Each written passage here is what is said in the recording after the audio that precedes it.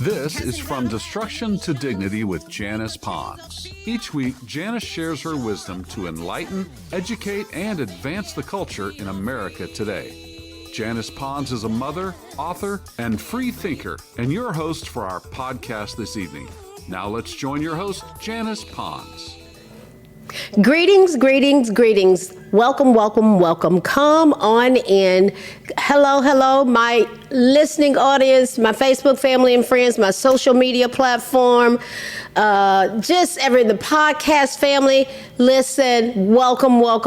My name is Janice Pons. I am the host on our podcast, From Destruction to Dignity, Clinical Perspective, Spiritual Truths. Listen, tonight we're going to continue our journey as we, the people, have been focused on this specific path that we've been on. It's a clear path. It's a path of understanding. We have our flag behind us, which is a great symbol of our nation, the unity of our 50 states standing together.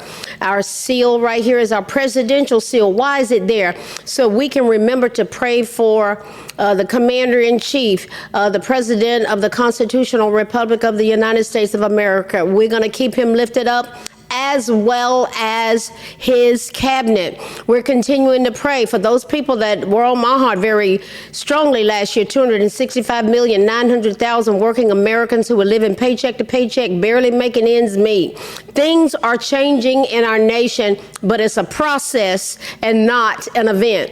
79% of us said last year that we were going in the wrong direction. The majority of citizens spoke loud and clear that we wanted to do something different, and we are doing something different, and it is to the point where a lot of people don't like it, and some are rejoicing, and some are having their blinded eyes opened. So we've repeatedly asked on this venue, who needs to be the leader? Who needs to be in charge? Is he ever in charge or what? Yes, he is. He's a strong leader. And so tonight, we're going to examine something that's generated a lot of discussion. We got a lot of different discussions going on in our nation. Yes, we do. And we're going to talk about a sinking ship. And all this ties directly into our clinical perspective, which has to do with sore losers overcoming. Yeah, the overcoming of those sore losers, but there is a sinking ship. Now let's explore this together. My fellow Americans and my brothers and sisters, remember, we are going somewhere, and it's expecting us when we get there. And I invite you to come and go with me, because you know I'm going to dissect some things. And all I'm going to do is speak truth on here. I don't care what the news says. I look at it for myself. I hear speeches for myself. I use basic logic and deductive reasoning, and I have discernment. So let's go. This time around, in 2024, Democrats thought that they had an additional advantage because of Donald Trump's legal woes, which included 34 felony convictions, which since he left office the first time. Now, one thing that they were not counting on was that we, the people, would understand the dynamics of orchestrated lawfare. To understand orchestrated lawfare is crucial to grasp the definition of lawfare itself, which is generally understood as the strategic use or misuse of law and legal systems to achieve a military, a political, a diplomatic, or economic advantage. The concept of orchestration adds another layer, suggesting a coordinated and deliberate application of legal tactics to achieve a particular goal, often in a systemic or organized way. Now, this year was also the first presidential race since January 6, 2021, where there was a supposed attack on the Capitol. Now, as we are discovering the dynamics that entire fiasco has coupled with it, it's unraveling. Oh, yeah.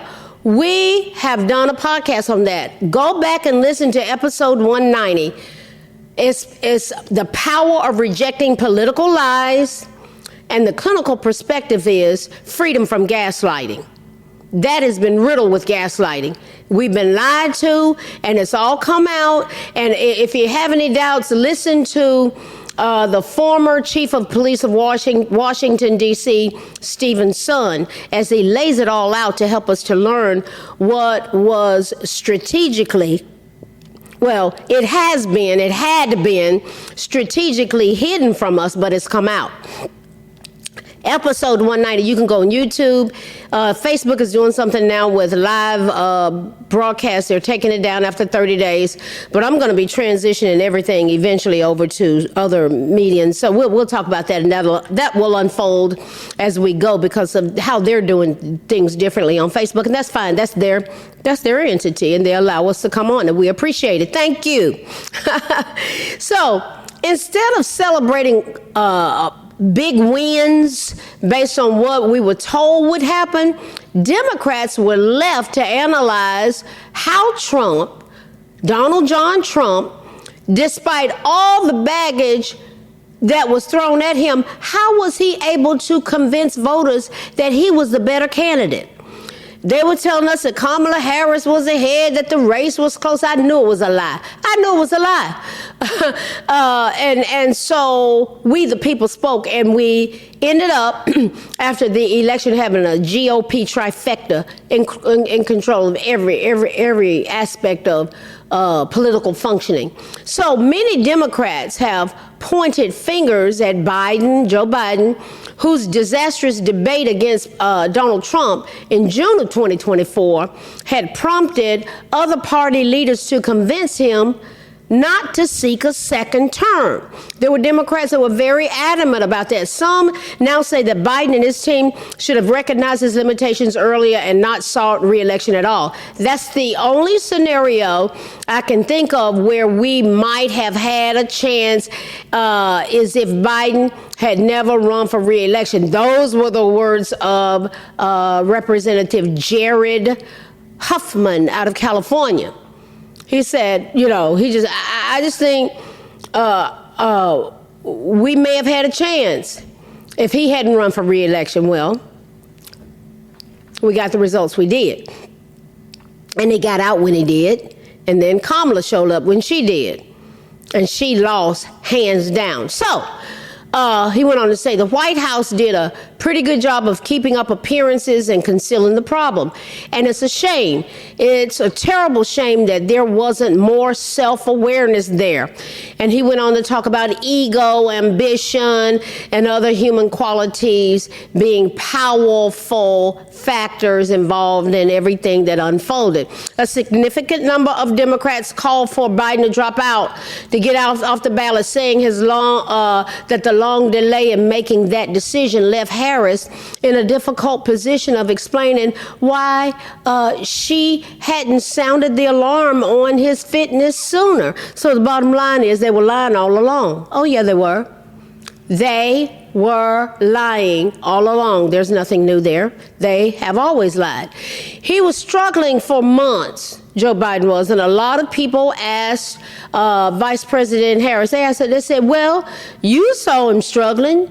Did you think that was okay? Well, what did it do? It put her in a bad position. She kept playing it off like everything's fine. We're just hunky-dory over here. Everything's good. Some, however, put the onus on themselves for not calling on Biden to quit sooner. We're just talking about, we're thinking out loud here in terms of the dynamics that went on about this sinking ship. One of the Democrat leaders stated, I only regret I didn't do it earlier. That he talked about in terms of urging Biden to step aside. He said, I think it's unfortunate that he took 3 weeks to decide. Well, it was a crucial 3 weeks, but I don't care if he had done it earlier. He was going to lose. She was going to lose. Trump headed back to the White House for 4 years. 4 more years. And House Democrats are looking ahead to the 2026 midterm elections. This year is over half gone, 2025. What they say is their next best hope of putting a check on the GOP's control in Washington, the 2026 midterm elections. There's a sinking ship, guys. Let's keep going. Some have stated it's going to be a long 4 years and we have to take it one day at a time. But the most important period will be the first 2 years. That's when Donald Trump is going to set the tone of how much of a tyrant he'll be, they said. And when our pushing back will count the most.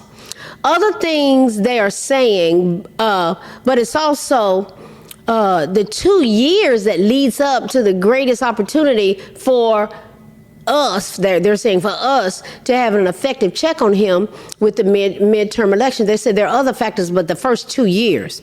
So let me tell you this, 7 months into this thing, 8 months into this, 9 months into this, he's out the gate running. 7, 8 months. That man, he had 20 promises. If you go on my Facebook page and look at the pinned post, the one that's at the top, the pinned one, he met all 20 promises because he had been working. He's proactive. He's not some goofball that don't know what he's doing. In the first 30 days, those 20 promises were already fulfilled or well in motion. That's not a dumb person. So they're scared. Guys, they're scared because they have a sinking ship. They were sitting on the steps of the Capitol in tears one given day. The tears are a reflection of a deeper fear. As one tweet pointed out on X, they know it's over. That's what they said. They said it's over. Over what? Oh, over what? What's over? You may ask. It all circles back to the looming possibility of a major political shift, especially concerning immigration policy and its implications on their future, because they know it's over. I repeat, they know it's over. When we say it's over, it's not just some casual remark. This sentiment is rooted in the potential fallout from major legislative changes that could reshape the entire American political landscape for a long time to come. If reports are to believe, the deportation of 20 million undocumented immigrants, sometimes referred to as criminal aliens, is on the table. This is not just a statistic. Guys, it's a game changer. The political ramifications of such a move could be massive, possibly leading to the Democrats losing up to 25 House seats and every presidential election for a generation. That's a staggering thought. And it's no wonder they're feeling the pressure. Once 20 million illegal criminal aliens are deported, they have no future. The Democratic Party doesn't have any future. Remember, who is they? The Obama, Biden, Harris cabal was actually paroling people out of prisons in Haiti, Cuba, Venezuela, Nicaragua, as we paid for their housing, health care, child daycare, education, food, and free monthly money card. A lot of people don't know that. I say it a lot on my platform, especially on Facebook and my social media platform. They don't know that that's what they were doing. The idea of deporting millions of people is not just a policy proposal. It's a deeply emotional issue for many. For congressmen and their supporters, this potential reality represents a loss of future voters who could sway elections in their favor. The Democratic Party has long relied on diverse voter bases, including immigrant communities, to maintain its power in Congress. And I might add, I keep telling Black Americans, they're done. They're done with Black Americans. Look at all the money was going. It wasn't. Y'all been talking about reparations and we don't have this. You're not getting it. not through them. They have moved on to a different voter block, and it's called illegal immigrants. If you don't know it by now, you may as well just take the blinders off, sweetie, because that's just a reality. If these communities are to be significantly diminished, talking about the illegal immigrants, they're done with black Americans. Y'all need to get a wake-up call. It's just the truth. It's not hard to prove. I talk about it all the time. You just got to use basic logic and deductive reasoning. The future of the party looks bleak right now, guys. This is likely why many Congress members found themselves on the steps of the Capitol one day seemingly overcome with emotion. They had a reality check. The fear of losing political ground is palpable. It's possible. It is highly possible. They're going to lose it. Actually, the sinking palpable. And that's what I was trying to say. My was coming out wrong. But this is what's unfolding, guys, and it's locking in. Suddenly, they seem to have no path to power. That's called a sinking ship. So what does it mean to have no path to power? What does that mean? For many, this phrase encapsulates fears that the Democratic Party could face a significant decline in influence across the board. If deportations happen, as some predict, it's already in motion, illegal immigrants being here, us no longer paying all those things for them that I have specified and laid out, and I lay it out over and over and over again. We want them here, but they have to be here legally. So if deportations happen, as some predict, the demographic shifts could lead to a Republican stronghold in House seats and in the executive branch. Now, right now about this, and I'm just J.D. Vance and Marco Rubio, oh my God, you talking about some strength there, and Donald Trump. He is just in a whole league on his own. I've seen 13 different presidents in my lifetime. By far, he's the strongest I've ever seen. This is not just speculation. It's a reality that political analysts have been discussing for years. The notion that they'll lose 25 House seats isn't just a number. It signifies the potential dismantling of decades of progress for the party. It just is. That's the reality. They'll lose 25 House seats and every presidential race for a whole generation. The response to that for millions of Americans is good. Ha! We're glad. Oh, yeah. Imagine waking up one day to find that your party has lost a quarter of its seats in the House of Representatives. That's the kind of upheaval. That's the kind of upheaval that could lead to a decade or more of Republican dominance. Many Democrats are feeling the weight of this potential scenario. If the political landscape shifts, it could rewrite the rules of engagement for future elections. Losing every presidential election for a generation is a daunting prospect. And it's understandable why tears might flow at such a thought. The emotional toll of political uncertainty with the stakes so high, it's not just about numbers and seats. It's about real lives and communities. It really is. The emotional toll of this uncertainty weighs heavily on those in power. It's one thing to discuss policies in abstract terms, but when you're looking at the potential for widespread deportation, it becomes far more personal. Many congressmen, congresspeople are grappling with the implications of these policies, not just for their careers, but for the very fabric of the communities that they represent. It's just a reality. It really is a reality. Yet they did it to themselves. How? They did it to themselves with policies such as that prison release program from other countries. They shot themselves in the foot. The very things that the majority of we the people were concerned about was the very things that the Obama, Biden, Harris cabal was supporting and pushing. And they lied, and they got exposed. They located themselves. I say that a lot. Oh, you just located yourself. Once people locate themselves with me, it's like, I get it.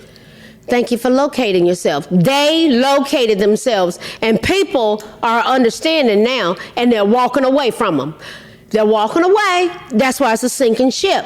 I'm grateful speaking of a sinking ship, I am very grateful that the New York Appeals Court has thrown out the $500 million penalty against President Trump in the Letitia James civil case. It absolutely amazes me the levels of accountability that are unfolding. Keep praying, people. My fellow Americans and my brothers and sisters, keep praying.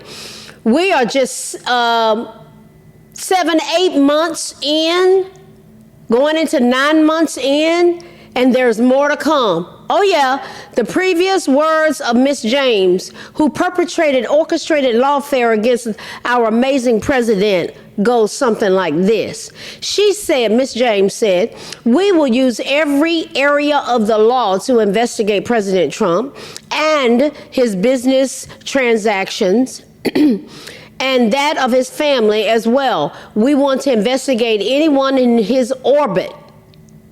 Now remember, anyone in someone's orbit. We're going to get back to that in a minute. We want to investigate anyone in his orbit who has, in fact, violated the law. Donald Trump's days of frauding Americans are coming to an end. We can spot a carnival barker, she said. I will shine a light into every dark corner of his real estate dealings and every dealing. Now, New York Attorney General Letitia James is the subject of a state-level ethics complaint filed by pro-Trump legal nonprofit AFL, America First Legal, AFL. The AFL complaint adds to the woes for Miss James, who's also facing criminal accusations of mortgage fraud. Mortgage fraud seems to align with real estate dealings. So who was defrauding who? Who is the real carnival barker, Miss James? Who's the real carnival barker? In the words of AFL Vice President Dan Epstein, for a state prosecutor who has maligned the President of the United States for political gain, public accountability will serve as a cure to Letitia James's endless lawfare and abuse of power. This is the same woman who tried to destroy the life of my dear sister and friend, Bevelyn Beatty Williams. Thank God that President Trump pardoned her. And I invite you to go see the movie Pardon Me. You can, if you go on Bevelyn Beatty Williams or her husband, Ricky Williams, on their page, or Diamond and Silk on their page, Pardon Me, you can access the link to be able to stream that movie. I watched it 3 times. When you stream it, you have access to it for 24 hours. In 24 hours, I looked at it 3 times. It really spoke to the core of my soul because I could identify with so many issues that were addressed in it. Hats off to all of you that were involved in that. If I've said it once, I'll say it again. The Democrat, and I really encourage you to see it, and just, I'm a clinician. I just see things I go up a whole other side of the mountain, and I had some personal aspects of it that I could identify with, pardon me. And I also, as a clinician, it was so much was popping in my mind as I was looking at it. Oh yes, in terms of people getting well. You got to go there. If I've said it once, I'll say it again. The Democratic Party has been getting over on we the people like a fat rat. By and large, they did not give a rip about you and your family. This sinking ship. They didn't give about you and your family. They have used and abused the citizens of this nation, yet we were taught that we all have to stick together no matter what, particularly black Americans. That's what we were taught. We were their slaves. It's so easy to prove. They've been successful at convincing millions of people that they are friends of we the people. That's the result of being duped and being deceived, if you believe it, because the evidence says something totally different. They thought more of illegal immigrants and you paying and us paying for that than they did you. They didn't care about what you didn't have for your children last year when 78% of working Americans were living paycheck to paycheck and barely making ends meet. They didn't care. But so what's happening now is that blinded eyes are opening. In modern times, all that the Obama, Biden, Harris cabal wanted from you was your taxpayer dollars to pay for paroling those illegal immigrants out of prison in Cuba, Haiti, Venezuela, and Nicaragua, and flying them into this country for you to pay for their housing, health care, food, child daycare, education, free monthly money card. They had a specific goal to get them to vote as illegal immigrants, yet they needed to be government dependents. As you read what is unfolded and you hear me and all of these other people that we're fully informed, oh yeah, we're not indoctrinated anymore. We got delivered. As you hear these facts being presented, you can see the involvement of shelters for illegal immigrants. That's what went on in New York. That's what the dynamics that are going on when you saw the mayor, Eric Adams, people, his right-hand woman, lady that was helping him, had marched out in handcuffs, as well as a couple of others, 2 or 3 others, yeah. And they were all got bribes, guys, taking our money. Though they had those illegal immigrants coming in here, and they were getting their bribes and their cut out of the big amounts of millions and billions of dollars. And it all had to do with the involvement of shelters for illegal immigrants, guys. They were getting over on us like a fat rat. They were. They've always specialized in using people of color for specific agenda promotions. Kamala Harris was a border czar, and this is what she was doing. Yes, it was all supported by Obama and Biden and the Democratic Party. When Obama was in office, a lot of that stimulus money, remember the stimulus money, went to his cronies and their companies that filed bankruptcy, like Solyndra, Spectra Watt, and many others. This is yet another blatant example of them getting over on us like a fat rat. Oh yeah, getting over on us, y'all know what that means. They used and abused us for money, and they were living a life of luxury with pockets lined, laughing all the way to the bank. But what I've seen as of late is that they're being carted off in handcuffs because there's a day of reckoning. A reckoning. They worked relentlessly to expand the base of those who would be used as pawns. They let criminals walk the streets under their catch and release policies. For 3 consecutive months, guys, illegal immigrants crossing our border has been at 0. Under the Trump administration, what influence will that have on our crime rate, guys? That's amazing. This is why people like Maxine Waters and Hakeem Jeffries are belly aching, because they have been found out to try to keep people, we the people, distracted.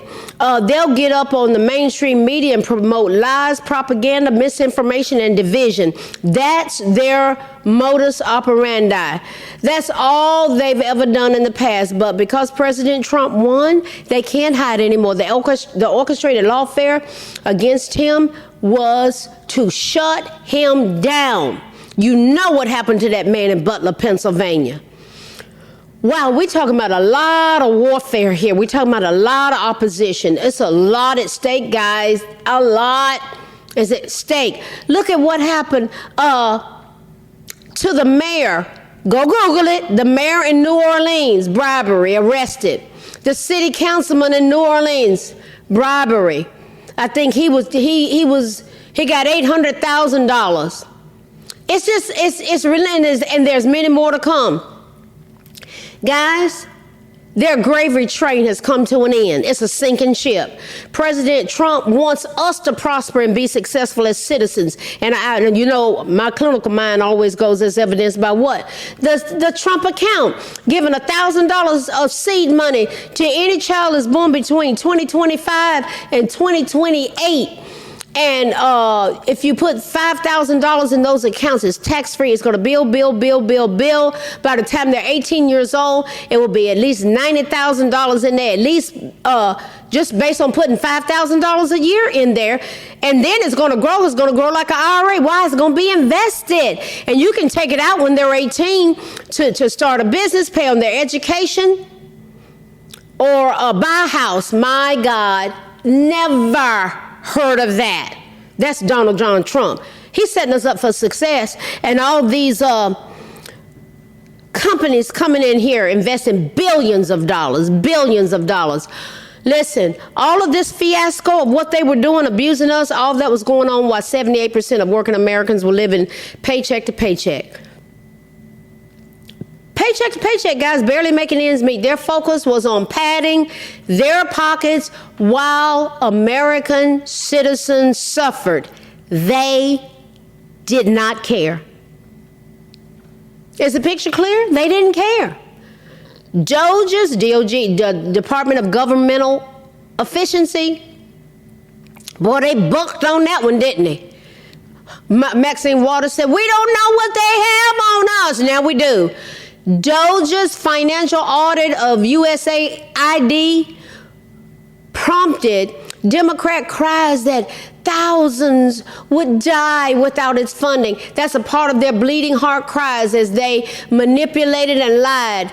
Non-governmental organizations, NGOs, were often just a front to launder money and to promote woke agendas. 83% of those things have been shut down,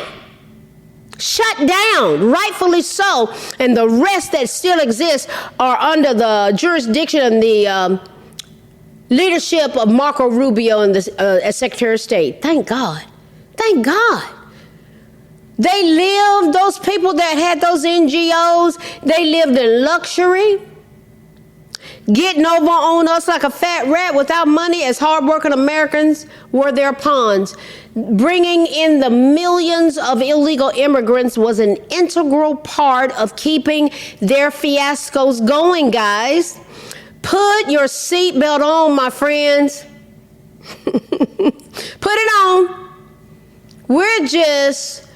We're months in. We're not even 1 year in.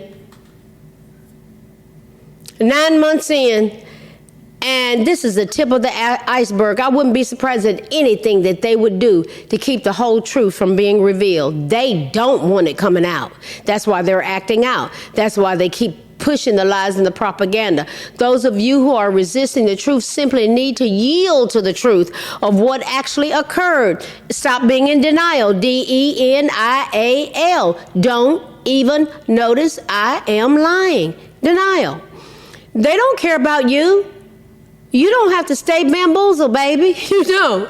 That's what they want, for us to be deceived, manipulated, and controlled. Today, it just may be your moment of truth. The evidence is all around. They ignored illegal immigration concerns and the economy. Those were the two things that caused President Trump to win: the illegal immigration and the economy.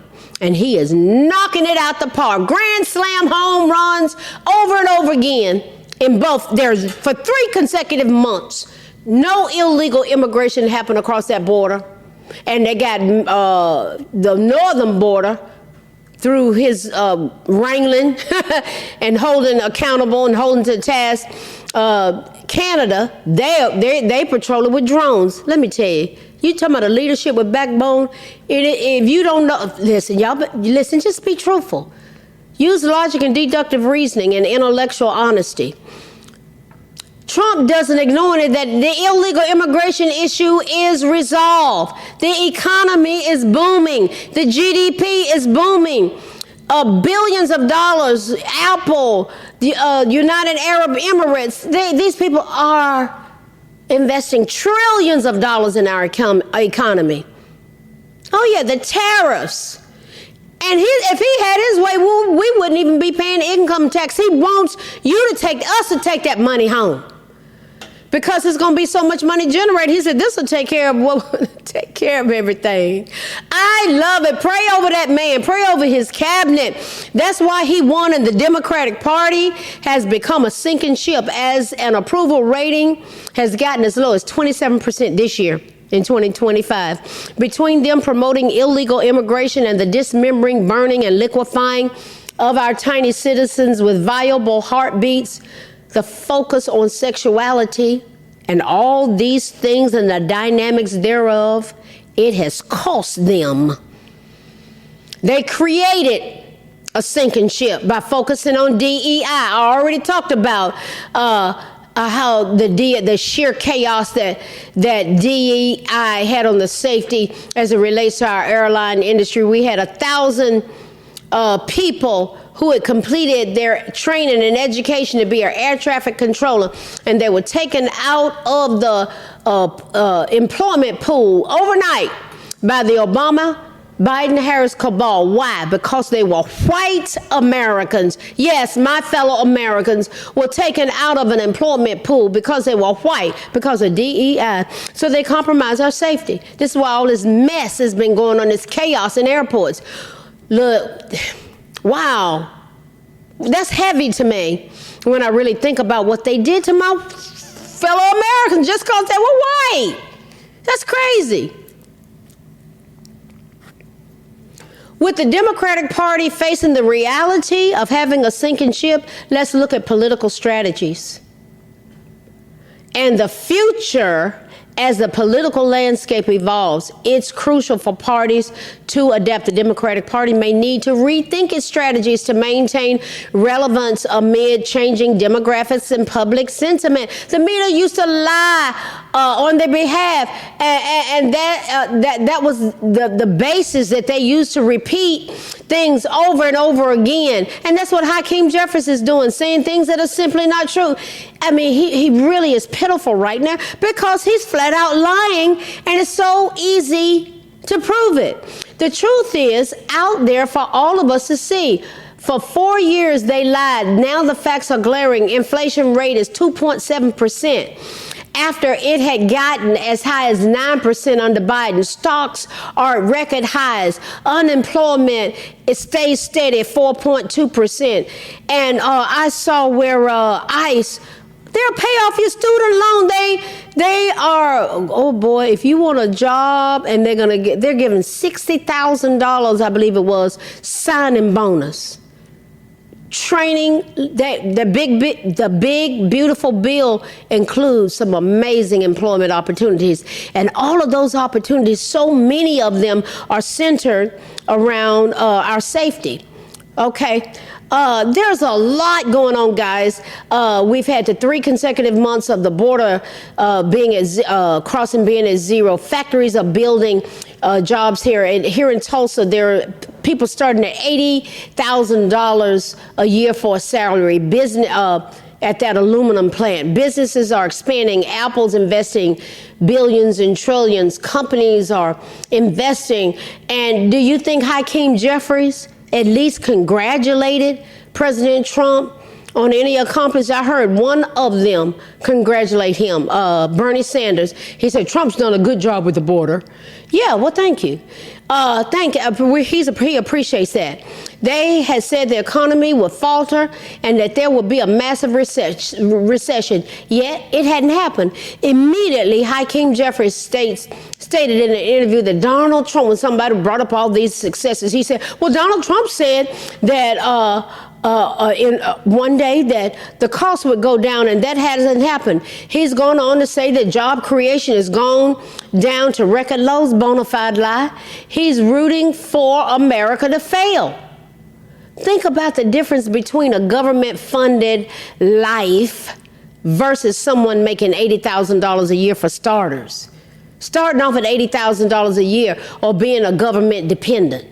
They want socialism where people are dependent on the government and have no way of writing their own ticket in life, sitting at home all day and depending on the government to take care of you or writing your own ticket. That's a choice. That's where we're at.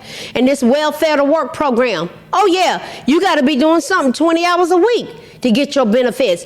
Bill Clinton started that. It worked well. Ronald Reagan did something similar, but it was thriving under Bill Clinton. Oh, yeah. And who stopped it? Barack Hussein Obama. Yeah, he did. He stopped it.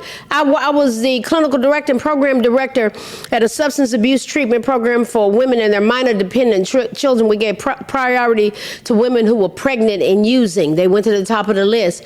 Those women were thriving through their welfare to work program. They were either they were in school or working. They had to be doing something proactive. 20 hours a week, and they came off of welfare, and they were some proud women. The money comes from we the people to maintain these dependent lifestyles. The fear of losing power can drive innovation and change, forcing parties to connect with voters in new and meaningful ways. It's a new flow, but powerful things can happen. Listen, this sinking ship is real. So, the public perception and media narratives has played a huge role in what has been going on. But it's continued, if the narrative continues to highlight weakness and despair, it could reinforce the belief that the party is out of touch with its base, and that's all they keep doing. Honestly, I believe that this is exactly where they are. This is where the Democratic Party is totally out of touch with the majority of the people, and the low polls indicates the same. So, on the flip side, if they can pivot the conversation to focus on actionable solutions and hope for a better future, they could change the game entirely, and this could bring in the question, what's next for the Democratic Party? They're going to continue to sink, or what's the future of the Democratic Party? What are they going to do to engage the community with honesty? It's a chance for the party to engage with voters on a deeper level, but I honestly don't think it's in them. I don't think it's in them. I really don't. I don't think it's in them. I don't think they can do it. They have been so entrenched with deception and lies for so long. The thing is that their goals in 2024, they literally forgot about we the people. They just forgot. They forgot about we the people. They didn't care. So when they were sobbing on the steps of the Capitol, that was a reality check. It was a powerful symbol of the fear and the uncertainty that they are experiencing, and it's real. The destiny of our nation as a whole is hanging in the balance, but I'm going to tell you what, things have changed, and we are going in a totally different direction, and I venture to say we're going in the right direction. It's a new day. It's a new day. It's a new day, and we deserve it. We deserve this change, guys. The strategies that we need that they implement, I don't think it's in them because they're so sinister, and they've been drunk on power. They've been doing knee-jerk. We're seeing knee-jerk reactions, but people are waking up. It's normal to feel disappointed, to feel dismayed if things didn't go the way it was supposed to. But listen, it is what it is. Now, listen. How can you stop being a sore loser? A sore loser. I just want to give a few points on that. We've gone a little over, but this is important. All this is went a little longer than I anticipated, but it's okay. Stomping off the field or stomping off as a sore loser, is that good sportsmanship? Is it? Is it? The good news is that you can work to overcome those feelings. The first step, that this is our clinical perspective. Start, when you're feeling that way, look at the positives and the lessons in learning and that you can learn in losing. Congratulate the winner. Say, hey, we missed it on some areas, and talk about what those things are. Having a healthy attitude towards losing, you'll find yourself becoming more gracious and respected as a competitor. Staying positive, realizing that you might have a chance to turn things around. May be a way of looking at things. What would happen if we learned from criticism instead instead of ignoring it, seeking out constructive feedback and use it to improve our abilities and our skills. What would happen if we embrace, hey, this is an experience, we can learn from it, and we can practice learning to speak to ourselves with encouragement about what we can do differently, guys. The world is not ending because someone lost. A sore loser, having that attitude of a sore loser is a habit that's hard to break. But it's important to make an effort. No one likes to lose, but how you handle it is all about maturity. Listen, tonight, what have we looked at? We've looked at a sinking ship. And what do we do about being a sore loser? Listen, guys, we are going somewhere. It's expecting us when we get there. I don't know if the Democrat Party can turn it around because they are digging their heels in with lies and deception, and people don't want to have anything to do with it anymore. I'm seeing more and more and more Black Americans on TikTok and on this, that, and the other on social media, and they're making videos, and they're just like, I'm done with them.